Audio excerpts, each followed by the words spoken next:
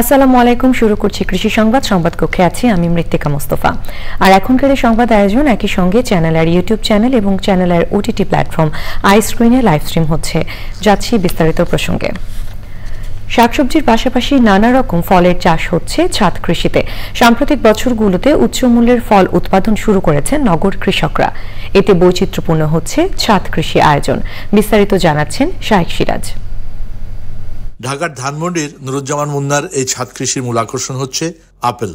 যেখানে মাঠেও এখন পর্যন্ত আপেল উৎপাদন উল্লেখযোগ্য সাফল্য আসেনি, সেখানে এই উদ্যোক্তা ছাদ কৃষিতে চমক দেখিয়েছেন আপেল ফলনে। এখানে 10টি গাছে শোভা পাচ্ছে সবুজ আপেল ফল। প্রথম আমার কাছে ফুল আসলো, আমাকে যে এটা প্রোভাইড করে সে বললো যে ফুলগুলো আপনি ফেলে দেন। এখন নেক্সট ইয়ারে যখন আসলো তখন বললো যে এবার ফুল রাখেন। এইবার আমাদের এখানে এই মুহূর্তে 26টার মতো আপেল আছে গাছে। এই যে আপেলের সাইজগুলো একটু দেখেন, মোটামুটি। এগুলো কি ব্যাগিং করার প্রয়োজন হয়? না, এটা ব্রেকিং করি না, আমরা মসকুইটো নেট দিয়ে আমরা ঢেকে দেই। আপেলটা হচ্ছে এটা কারি আপেল, এটা 80% মিষ্টি, 20% টক। 8000 বর্গফুট আয়তনের এই ছাদটিতে 128 জাতের ফল ফসল উৎপাদন করা হচ্ছে। জানা গেল কৃষির এই চর্চাটি করা হচ্ছে প্রায় 3 দশক ধরে।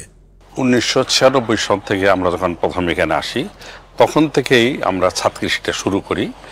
এখানে আমাদের 23টা ফ্যামিলির মধ্যে 3 জন they are very much interested for ছাদ কৃষি। আমরা 3 জন মিলে এটা করি এবং আমরা এখানে আমাদের যে দৈনন্দিন যে জিনিস দরকার, কাঁচামরিচ, নিত্য প্রয়োজনীয় যা আছে এগুলো সমানো করি। এই উৎপাদন কাজে গুরুত্ব দেওয়া হচ্ছে শুদ্ধ এবং উত্তম কৃষি চর্চার। এই যে পুঁই শাক, চমৎকার পুঁই শাক, এবং আমরা বাজার থেকে যে পুঁই শাকগুলো কিনি সেগুলো কীটনাশক ওষুধ দেওয়া থাকে, নানা রকম সমস্যা থাকে। আমি আমার একটা ফ্যামিলির জন্য যদি এরকম 5টা পুঁই শাকের গাছ থাকে আর বাইরে থেকে কেনার কোনো প্রয়োজন থাকে না।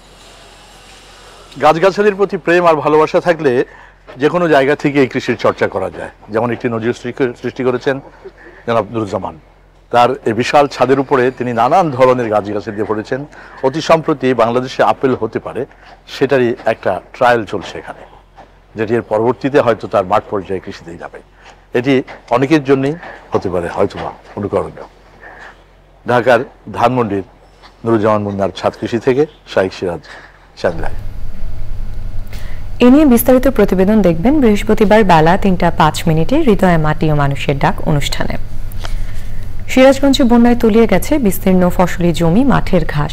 মানুষের খাবার সংকটের পাশাপাশি সংকট দেখা দিয়েছে গোখাদ্যের। প্রাণী সম্পদ অফিস বলছে পশু খাদ্যের ব্যবস্থা ও পশুর চিকিৎসায় সেবা গঠন করা হয়েছে একাধিক মেডিকেল টিম।